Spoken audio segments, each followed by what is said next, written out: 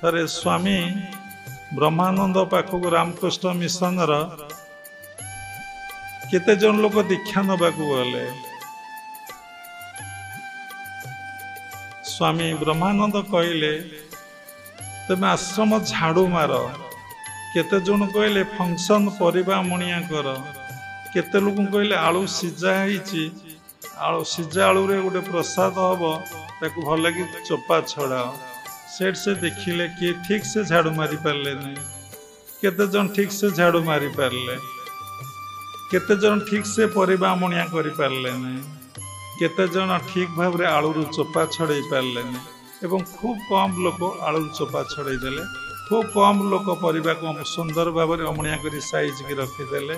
ଖୁବ୍ କମ୍ ଲୋକ ସୁନ୍ଦର ଭାବରେ କ'ଣ କଲେ, ଆଳୁକୁ ଚୋପା ଛଡେଇ ଦେଲେ। ଖୁବ୍ କମ୍ ଲୋକ ପରିବା ମଣିଆ କରିଦେଲେ। ଖୁବ୍ କମ୍ ଲୋକ କ'ଣ କଲେ ନା ଝାଡୁଟିକୁ ସୁନ୍ଦର ଭାବରେ ମାରି କୋଉଠି ଅଳିଆ ପଡ଼ିବ, କୋଉଠି ଝାଡୁ ରହିବ, କେମିତି ପରିବା ମଣିଆ ହେବ ଏବଂ ସେ ପରିବାଟା କେମିତି ରହିବ ଏବଂ କେମିତି ଆଳୁ ଚୋପା କେମିତି ରହିବ, ଆଳୁ କେମିତି ରହିବ, ସବୁ କାମ ସୁନ୍ଦର ଭାବରେ କରିଦେଲେ। ଏ କଥାରେ କ'ଣ ଶିଖିଲେ? ସେ କ'ଣ କହିଲେ ନା ସେ କହିଲେ ଯୋଉ ଖୁବ୍ କମ୍ ଲୋକ ଏ କାମକୁ ସୁନ୍ଦର ଭାବରେ କରିଦେଲେ ସେଇମାନେ ସାଧନା କରିପାରିବେ।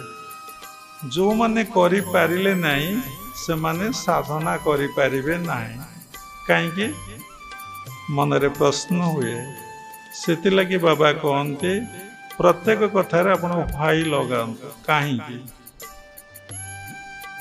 ଗୋଟେ ସ୍ଥୂଳ, ଗୋଟେ ସୂକ୍ଷ୍ମ, ଗୋଟିଏ ହେଉଛି କାରଣ, ଗୋଟିଏ ହେଉଛି ମହାକାରଣ। ଯେତେବେଳେ ସ୍ଥୂଳ ଜଗତର କୌଣସି କର୍ମକୁ ଠିକ ରୂପରେ ଆପଣ ସମ୍ପାଦନ କରିପାରୁନାହାନ୍ତି, ଠିକ ଭାବରେ କରିପାରୁନାହାନ୍ତି, ତାର ଆପଣ ସ୍ଥୂଳ ଜଗତକୁ ଅତିକ୍ରମ କରିବାର ସାମର୍ଥ୍ୟ ଆପଣଙ୍କର ନାହିଁ।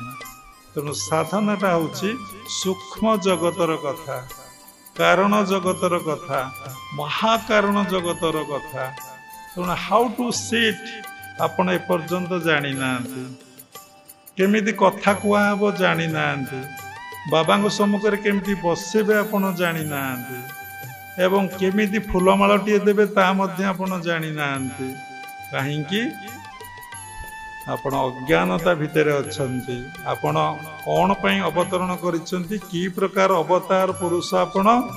କିଏ ତାମସିକ ଅବତାର ପୁରୁଷ, କିଏ ରାଜସିକ ଅବତାର ପୁରୁଷ, କିଏ ସାତ୍ତ୍ୱିକ ଅବତାର ପୁରୁଷ। କିଏ ସାତ୍ତ୍ୱିକ କର୍ମ କରିବ, କିଏ ରାଜସିକ କର୍ମ କରିବ, କିଏ ତାମସିକ କର୍ମ କରିବ। କିଏ ସାତ୍ତ୍ୱିକ ଭକ୍ତି କରିବ, କିଏ ରାଜସିକ ଭକ୍ତି କରିବ, କିଏ ତାମସିକ ଭକ୍ତି କରିବ, କିଏ ନିର୍ଗୁଣ ଭକ୍ତି କରିବ, ନିର୍ଗୁଣ କର୍ମ କରିବ, ନିଷ୍କାମ କର୍ମ କରିବ। ତେଣୁ ଆମକୁ କହିବା ଦରକାର ନାହିଁ you wax your conscience, you wax your mind, you watch your mind. ଦେଖନ୍ତୁ ଆପଣ କୋଉଠି ଅଛନ୍ତି, ଆପଣ କୋଉଠି ଅଛନ୍ତି ଆମକୁ କହିବା ଦରକାର ନାହିଁ। ଏ କଥାରୁ ଆପଣ ସଂଗ୍ରହ କରିନିଅନ୍ତୁ ମୁଁ ବ୍ରାହ୍ମଣ କି କ୍ଷତ୍ରିୟ କି ବୈଶ୍ୟ କି ଶୂଦ୍ର। ଯେ ସାତ୍ତ୍ୱିକ କର୍ମ କରୁଛି ସେ ବ୍ରାହ୍ମଣ ହେଇଗଲେ, ଯେ ସଂସାର ଭିତରେ ଘାଣ୍ଟି ହଉଛି ସେ କ୍ଷତ୍ରିୟ ହେଇଗଲେ,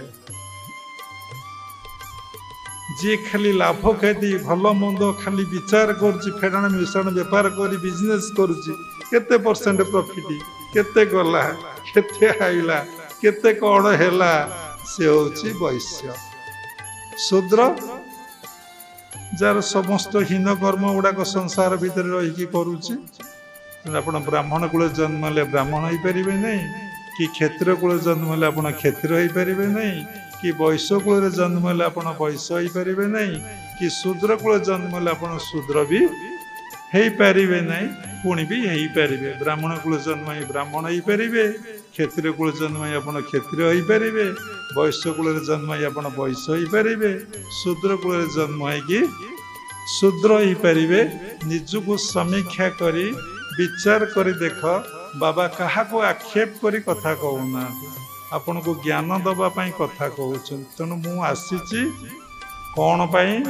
ସାତ୍ତ୍ୱିକ କର୍ମ କରୁଛି, कि राजसिक कर्म करुची कि तामसिक कर्म करुची कि निर्गुण कर्म मु करुची निजको समीक्षा करी देखंतु मोर जन्म कामना पाई कि निष्काम पाई जदि कामना पाई तले सेठिका सात्विक कामना कि राजसिक कामना कि तामसिक कामना जे निर्गुण तार कामना कौन से आसी जगत कल्याण जगत मंगल पाई जगत कल्याण जगत मंगल करी से जो परम धाम आसी पुणी से परम धाम को सी चली जाए माया स्पर्श करिब नाही पंकिल जने पंके थाई ताधे पंक न लागई जेमती सारू पत्र रे पानी जेमती तोरी माछ समुद्र रे रहे पंकरे रहे पानी कुआ पक्षी जेमती पानी रे रहे